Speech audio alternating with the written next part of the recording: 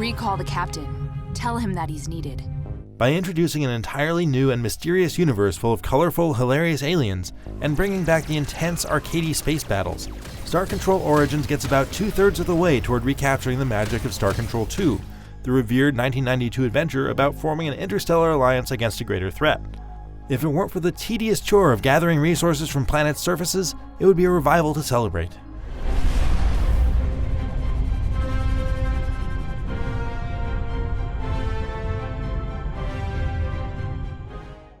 As humanity takes its first step into the stars, we find we're not alone, and that many of our neighbors are delightfully stupid.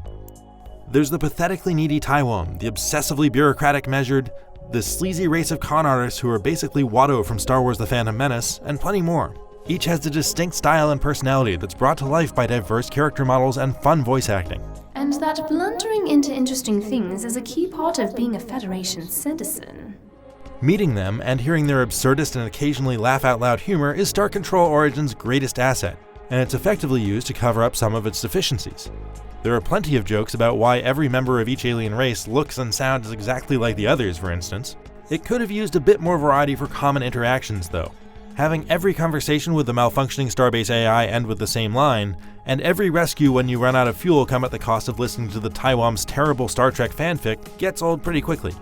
Apart from a few points where you can choose to accept or decline an offer from an alien and then face consequences that have to be resolved through a side quest, the overall story is set.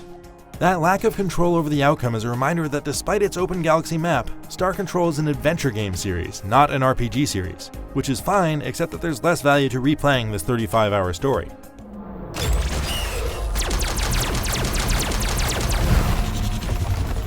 Space is where the real action is, and the punchy, top-down arcadey space combat is the most fun I had in Star Control Origins.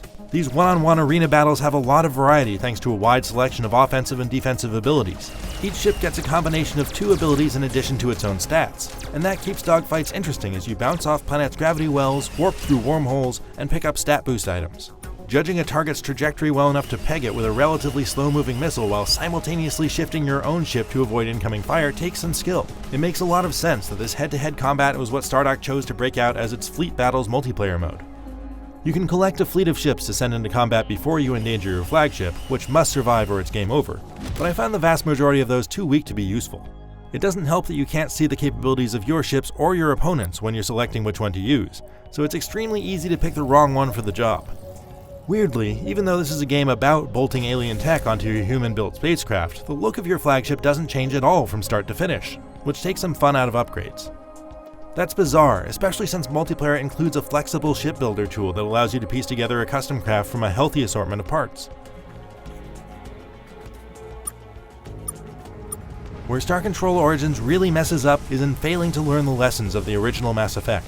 Remember how just about everybody loved it except for the parts where you had to drive the Mako landing vehicle around empty planets? Star Control Origins is a lot like that, except its annoying driving makes up a greater percentage of your playtime.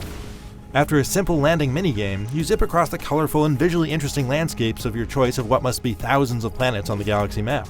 But pretty much all there is to do there is drive over glowing resource pickups, almost all of which are effectively junk loot since there's no crafting system to use them in. Some planets look suspiciously like something out of a Sonic the Hedgehog game. Just doing this would be dull, but the physics on this thing are annoyingly bouncy and have a habit of pointing you 180 degrees from where you wanted to go if you hit a bump. Also, combat on the ground is absolutely dismal. Wildlife barely reacts to being shot, and the security drones you encounter are so incompetent at hitting moving targets that they can be completely ignored or easily circle strafed to death. But you have to do this a lot because it's where the vast majority of your money comes from. Your garbage vessel has intruded on Squid Destruction Zone Alpha! Star Control Origins does a great job of creating a new universe and stocking it with a diverse range of weird and funny aliens to fight in intense arcadey space battles. But everything you're forced to do on a planet's surface is boring at best and an annoying chore at worst, and that kills a lot of momentum. Because of that, I didn't really start to click with Star Control Origins until the last third of the campaign, when money became mostly irrelevant and the focus shifted to its strong points of story and space combat. For more, check out our reviews of Frozen Synapse 2, 2 Point Hospital, and the Banner Saga 3. And for everything else, stick with IGN.